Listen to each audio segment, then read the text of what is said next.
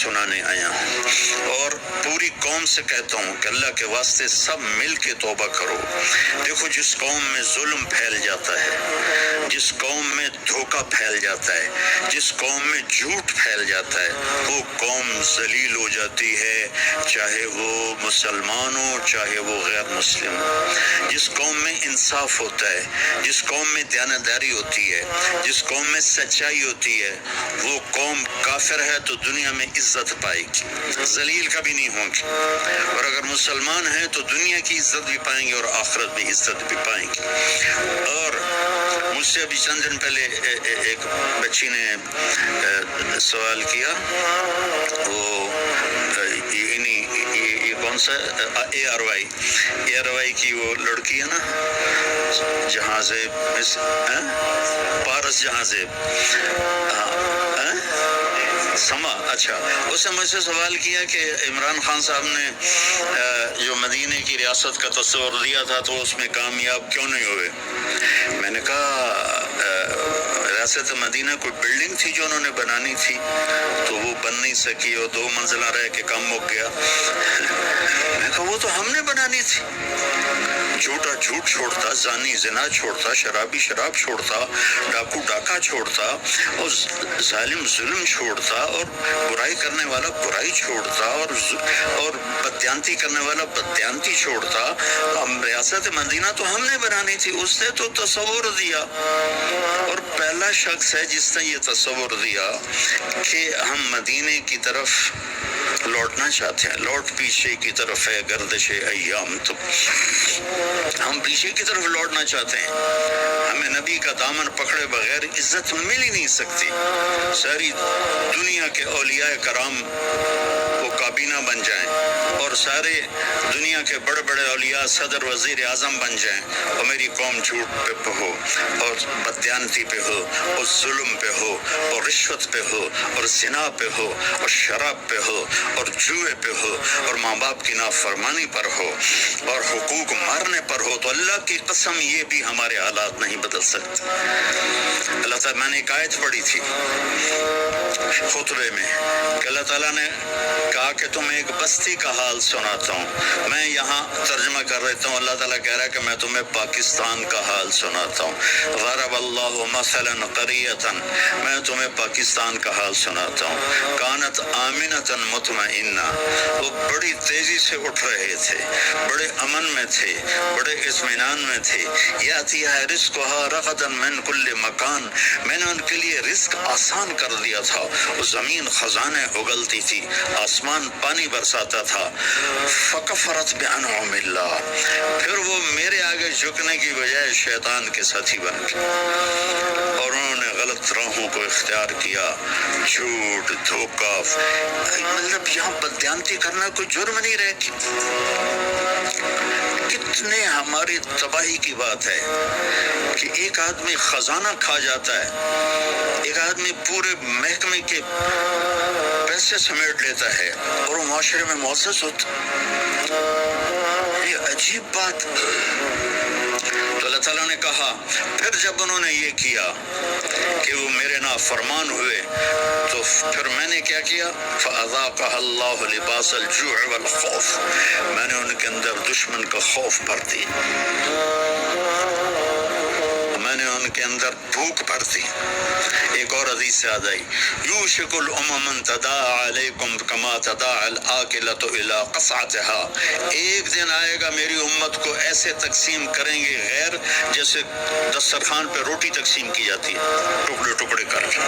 تو صحابہ نے پوچھا اومن قلۃ نحن یومئذ یا رسول اللہ، یا رسول اللہ کیا ہم اس دن تھوڑے ہوں گے؟ اب میں کہا لا انتم یومئذ کثیر، تم بہت زیادہ ہو گئے، ولکنکم غثاء، ان کا غثاء السیل، تم بارش کے طوفانی پانی کے اوپر جو تنکے تیر رہے ہوتے ہیں، تم ایسے تنکوں کی طرح بے حیثیت اور بے قیمت ہوگے۔ اور وَلَيَقْذِفَنَّ فِي قُلُوبِكُمُ الْوَهْنَ، اور اللہ تمہارے دلوں میں وہن ڈال دے گا۔ تو صحابہ نے پوچھا یا رسول اللہ وہن کیا ہے؟ کہ حب الدنیا و کراہیت الموت، دنیا کے غلام بن جاؤ گے، دنیا کے بندے بن جاؤ گے، اور موت سے ڈرنے لگ جاؤ گے۔ بھلا موت تو اللہ کی ملاقات ہے۔ ابراہیم ابراہیم علیہ السلام کے پاس اسرائیل آ گئی، چلو جی، تو وہ کہنے کے بلا کبھی خلیل بھی خلیل کو مارتا ہے، تو وہ اسرائیل واپس گئے، کہا جی وہ ابراہیم تو یہ کہہ رہے ہیں، کہا اس سے کہو کبھی خلیل بھی خلیل کے ملنے سے رکتا ہے، تو انہوں نے کہا جی اوپر سے تو یہی جواب ہے، کہا جلدی کر لے جا۔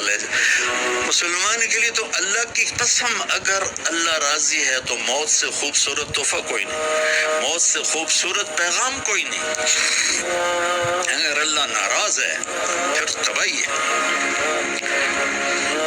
عمر بن عبدالعزیز اس تخت پہ بیٹھے جس پہ بنو امیہ کے ظالم حکمران بیٹھے تھے، عبد الملک بن مروان، پھر ولید بن عبد الملک، پھر سلیمان بن عبد الملک، اور چوتھے عمر بن عبدالعزیز۔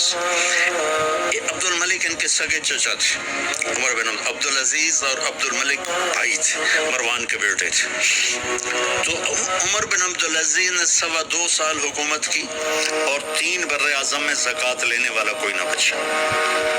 3 بر اعظم پہ حکومت تھی، جنوبی فرانس سے لے کر شمالی افریقہ تک اور ملتان تک اس بندے کا جھنڈا لہراتا تھا، اور 3 بر اعظم میں زکوٰۃ لینے والا کوئی نہ بچا، کہ پہلے خزانہ اپنا سمجھ کے لوٹتے رہے اور انہوں نے خزانے کو امانت سمجھ کے استعمال کیا۔ تو وہ انہوں نے بلایا شام کے قاضی رجا کو، کہنے لگے دیکھو عبد الملک میرے چچا مرا تھا تو میں اس کی قبر میں اترا تھا تو اس کے چہرے کا رنگ کالا سیاہ ہو گیا تھا اور اس کا چہرہ قبلے سے یوں ہو گیا تھا، اور عبد الملک کی یہ جگہ سرخ تھی سیب کی طرح۔ پھر میں نے ولید کو قبر میں اتارا، وہ اس کی کفن کی گیرا کھول کے دیکھا تو اس کا چہرہ ادھر تھا اور کالا سیاہ تھا۔ پھر میں نے سلیمان کو قبر میں اتارا تو اس کے چہرے کو دیکھا تو کالا سیاہ تھا اور قبلے سے ہٹا ہوا تھا، بلکہ سلیمان کی ڈیڈ باڈی جب قبر کے قریب گئی، ہم قبر میں اتارنے کے لیے کوئی رومال لاتا ہے، کوئی ادھر ادھر حرکت کرتا ہے تو اس کی باڈی ایسے سے ہلنے لگی، تو اس کے بچوں نے کہا ہمارا ابا زندہ ہے۔ عمر بن عبدالعزیز نے فرمایا زندہ نہیں، قبر کا عذاب شروع ہو چکا ہے۔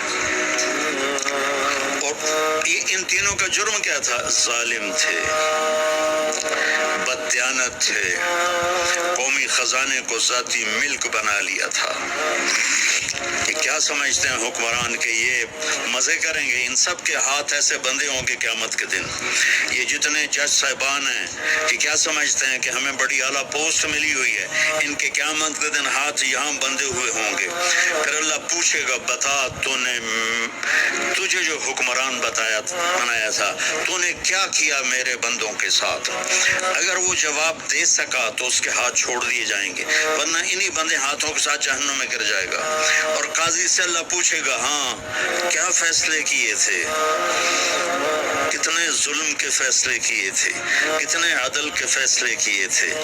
اگر وہ عدل کے فیصلوں میں کامیاب ہوگا تو ہاتھ چھوڑ دیے جائیں گے اور جنت میں چلا جائے گا، اگر ظلم کے فیصلے کرتا مر گیا تو انہی بندے ہاتھوں کے ساتھ آگ میں چلا جائے گا۔ بھائیو آخرت بھی ہے، بھائیو صرف دنیا نہیں ہے، آخرت بھی ہے۔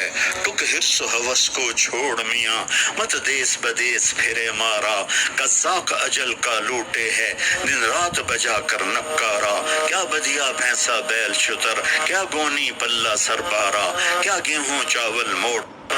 میں اللہ کا پیغام لے کر آیا ہوں، اللہ کی بات سنانے آیا ہوں، اور پوری قوم سے کہتا ہوں کہ اللہ کے واسطے سب مل کے توبہ کرو۔ دیکھو جس قوم میں ظلم پھیل جاتا ہے، جس قوم میں دھوکہ پھیل جاتا ہے، جس قوم میں جھوٹ پھیل جاتا ہے، وہ قوم ذلیل ہو جاتی ہے، چاہے وہ مسلمان ہو چاہے وہ غیر مسلم ہو۔ جس قوم میں انصاف ہوتا ہے، جس قوم میں دیانتداری ہوتی ہے، جس قوم میں سچائی ہوتی ہے، وہ قوم کافر ہے تو دنیا میں عزت پائے گی، ذلیل کبھی نہیں ہوں گی، اور اگر مسلمان ہیں تو دنیا کی عزت بھی پائیں گے اور آخرت بھی عزت بھی پائیں گے۔ اور مجھ سے ابھی چند دن پہلے ایک بچی نے سوال کیا، وہ